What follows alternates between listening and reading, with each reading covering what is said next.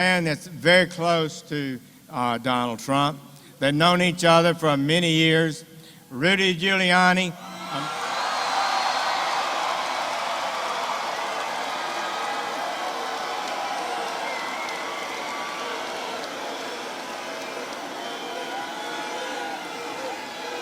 Rudy Giuliani, America's mayor. Come on up, Rudy. One.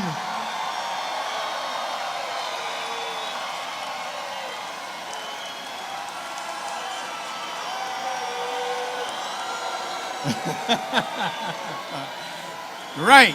Let me just say, he is one of the greatest law enforcement officers in the history of the American Republic. I had the honor to serve under him in the Reagan administration, and he knows more about how to make our nation and our cities safe than anybody in this country. Colleagues and friends, welcome our mayor, Rudy Giuliani. Thank you very much, Jeff. Thank you. Thank you. You just heard from one of the most knowledgeable and one of the best United States senators that we're lucky to have, not just for the state of Alabama, but for the whole country. There are not too many that understand the issues and fight hard for the people like Jeff Sessions. So let's give him a big hand. And I've known Jeff since he's a little boy. Just like I've known Donald Trump for 28 years and can tell you what kind of man he is. He's not the man that they're viciously attacking on television. He's a very, very good man. He's a man who's built a tremendous empire, financial empire, but he still respects immensely the carpenter, the bricklayer, the plumber. His father taught him that, and he never forgot it. He knows that his success didn't come just because of him. He knows it came by building a great team, from the person who's the entry-level employee to picking the very best executives. That's how he built what he built. And by the way, he was the first person in the construction industry to appoint women to high executive positions.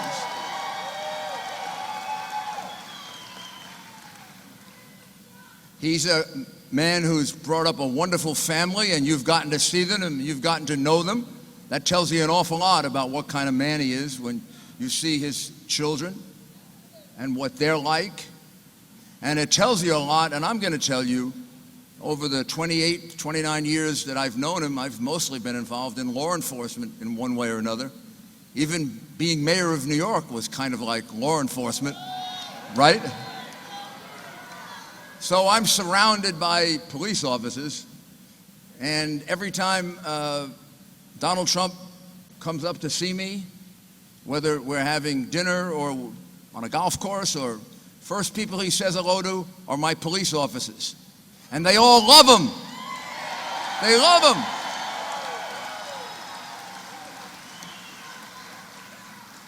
He has the right values, and he's exactly the right man for the time that we have now today. And you know, God has been very good to America. We should say that humbly, and we should say that every morning that we get up, that we're so lucky that God made it so that we were born in the United States of America.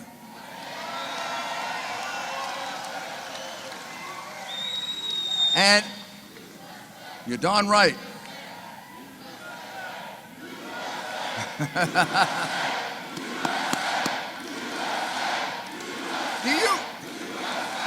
You know, I want to say something for the media that's covering this. Do you think that Hillary Clinton could produce a crowd with this kind of enthusiasm? I can think of only one really enthusiastic crowd that would gather for Hillary Clinton. A grand jury. Boy, would I love to present that case. Now they would have enthusiasm. I mean,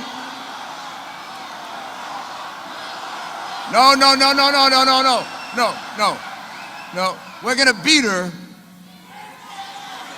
We're gonna beat her. We're gonna beat her because unfortunately, the Department of Justice that I served for more of my life than I did anything else, I held the lowest position and one of the highest positions in the Justice Department, and I love the Department of Justice. I gave a lot of my life to it, prosecuted the mafia, prosecuted Colombian drug cartel people, prosecuted Wall Street criminals, prosecuted corrupt politicians of both parties, Republican and Democrat, by the way.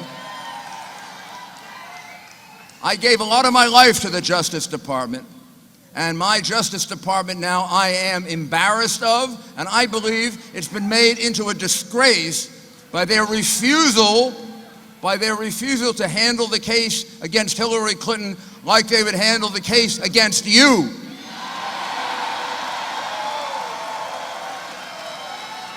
This,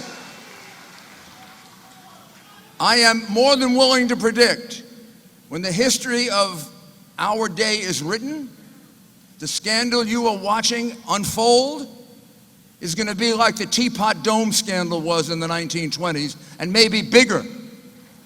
It's going to be bigger than Watergate. Nixon had to leave office, and he did a lot of bad things, but he wasn't raking in millions and millions of dollars through a phony charity. I'm not sure how much money was involved in the Teapot Dome, but I bet it couldn't have been too much more than the hundreds of millions of dollars the Clintons have been getting and turning the State Department into a pay-for-play operation.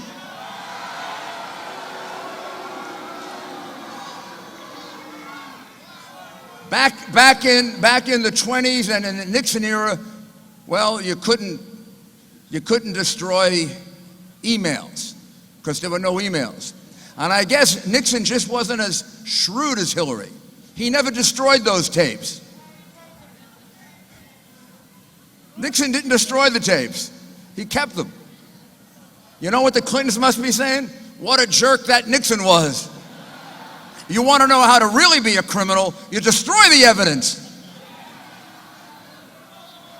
I mean, this, to me, as someone who has grown up in law enforcement, I am outraged at what I see. I am outraged at what I see.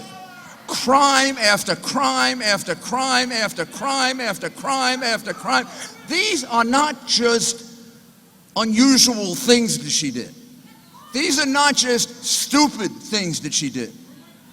These are not just accidental things that she did. This is a woman who has committed numerous serious federal felonies.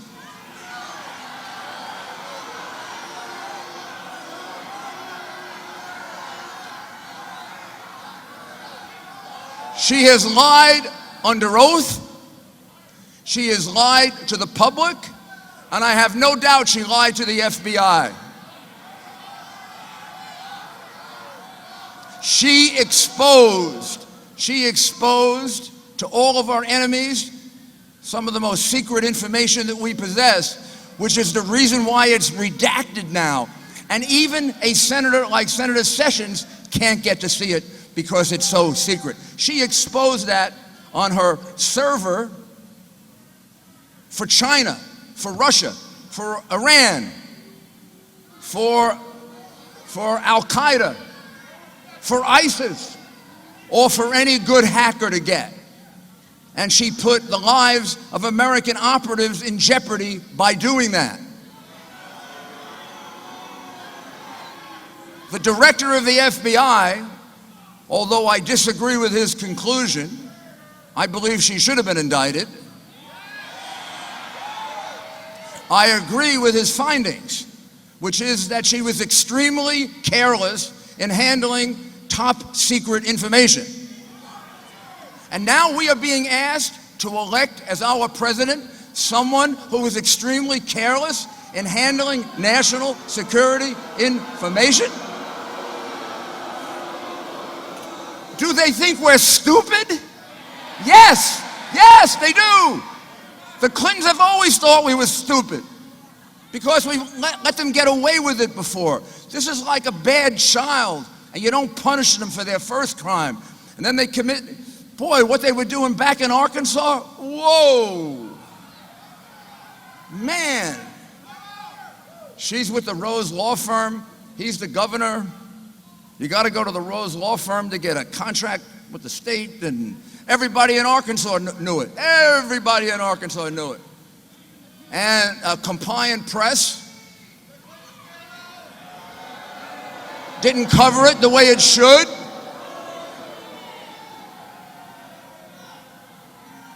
And they got positive reinforcement. So what they were doing in Arkansas, that was like minor league baseball compared to where they are now.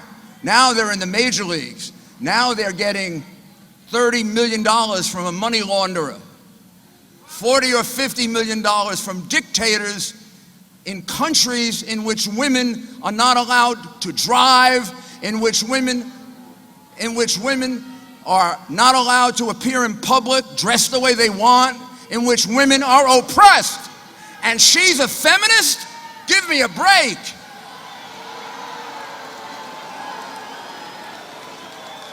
You want to prove to me you're a feminist, Hillary? Give the money back.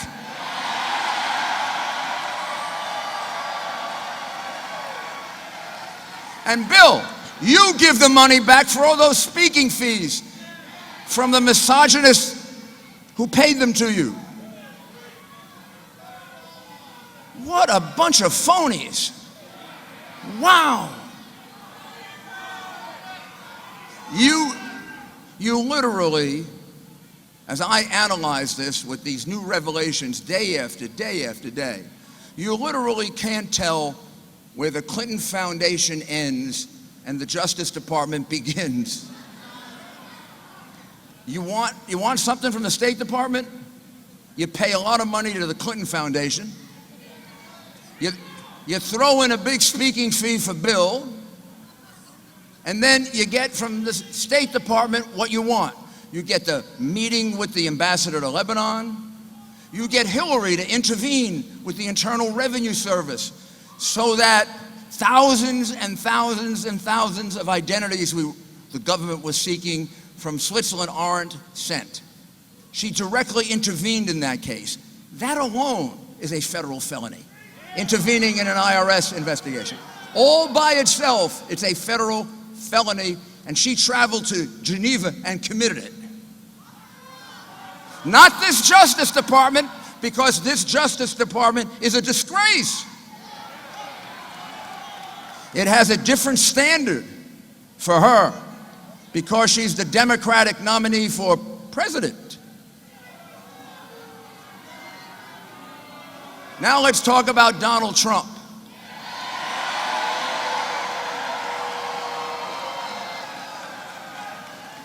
So here's what he's going to do. He's going to change direction. She's more of the same and worse. Because I'll tell you, I believe deep down somewhere, Barack Obama has to be saying, why did I ever appoint her Secretary of State? Because I have a lot of disagreements. I have a lot of disagreements with Barack Obama's policies. I think his foreign policy has been terrible. I think his domestic policy on Obamacare have hurt us dramatically. But I believe he's an essentially honest man. I do. I do. Okay, we can disagree. I know that the Clintons are not essentially honest. And I think he's sitting there saying, boy, I ruined my legacy by appointing her Secretary of State, because when the history of this administration is written, it's going to be overshadowed by the Hillary Clinton pay-for-play State Department and what she did. Donald Trump will change that. He'll change that. He'll make sure that he appoints people to office who, when they promise that they're not going to do something, as she did, don't do it. They will not be people who need the job. There will be people who are the best people for the job.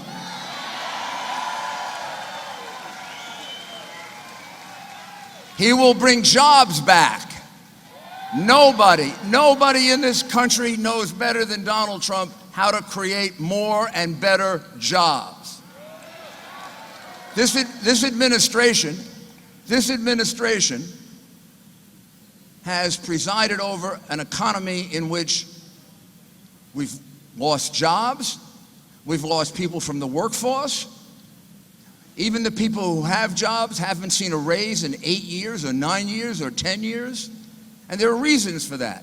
And here's how Donald Trump is going to change it. First, he's going to renegotiate our trade deals so they're favorable to the United States of America. That will bring a lot of jobs back to America. Second, we'll get to that. Thank you for reminding me. We'll get to it. Second, he's going to reduce taxes. For you. He's going to put more money in your pocket, and she's going to take more money out of your pocket. And with that money, people will be able to spend a little more. Businesses will be able to grow a little more. By slashing the corporate tax, we'll bring our corporations back from overseas, and we will create jobs. Donald Trump understands and is laser focused on the fact that what comes first? America comes first.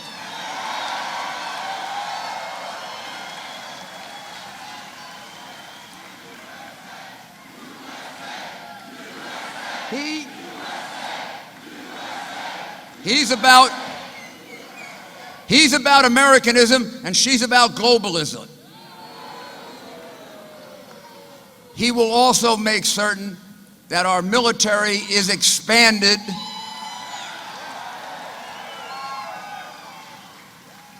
The Obama-Clinton plan is to reduce our military to pre-World War II levels. How can we do that with the challenges we have in the world? An attack today in Kabul. Every day there's an attack by a radical Islamic extremist. Yes, I said radical Islamic extremists. I'm not afraid to say it. Donald Trump's not afraid to say it, which means we're not afraid to stand up to them and to defeat them. No timetables. No signaling, we're going to withdraw, we're going to withdraw, we're going to withdraw, we're going to withdraw. No drawing lines in the sand like Obama did, and then back off and back off and back off. I'll tell you one thing, with Donald Trump as President of the United States, if he draws a line, you better not cross that line.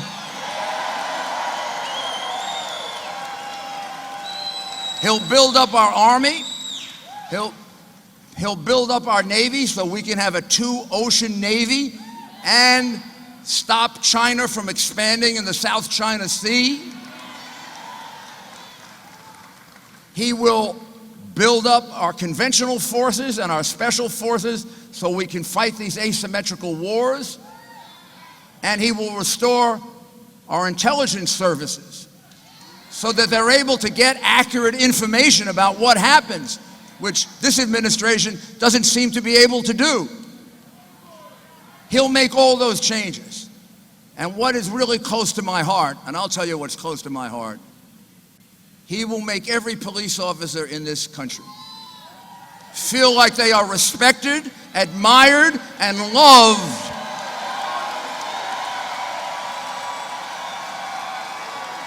You know why? And I have a very personal connection to this. I had 5 uncles who were police officers, 2 cousins who were police officers, and I stood at the bedside of too many police officers, over 40, who lost their lives in the line of duty when I was mayor of New York City. And then on September 11, another 37. I understand what it means when they put that uniform on. I understand what it means when they leave home, and my aunts would be worried, are they going to come back? When they heard of a police shooting, they wondered, is it my husband? Is it his best friend? When they heard about a fire, was it their husband or their father? My uncle was injured twice very seriously as a firefighter. My other uncle took 3 people down from the top of the Brooklyn Bridge. I know what our police officers are really made of. Donald Trump, it's as simple as this. Donald Trump is pro-police and Hillary Clinton is anti-police. I know she doesn't like this. I know she doesn't like this, but I'm going to tell you why she's anti-police. First of all, she finds them guilty. She finds them guilty immediately, like she did the Baltimore police officers. And then, when they're found not guilty, she never even apologizes. Now, she's a lawyer. She knows we presume people innocent. For her, everybody's presumed innocent, except the police, who were found guilty before there's even an investigation. And then when they're found not guilty, there's no apology. Also, she will not allow uniformed police officers to be around her. Uniformed police officers were barred from the Democratic National Convention because they're embarrassed of the uniform, because they are anti-police like they're anti-military. They're preaching to a different choir, believe me. Just go ask any cop in America how they feel today. They feel they have been targeted by this administration, and sometimes Hillary Clinton goes further than Barack Obama in making these prejudgments on the police because she's pandering for votes. Well, to me and to Donald Trump, pandering for votes means nothing. The lives of police officers mean a lot.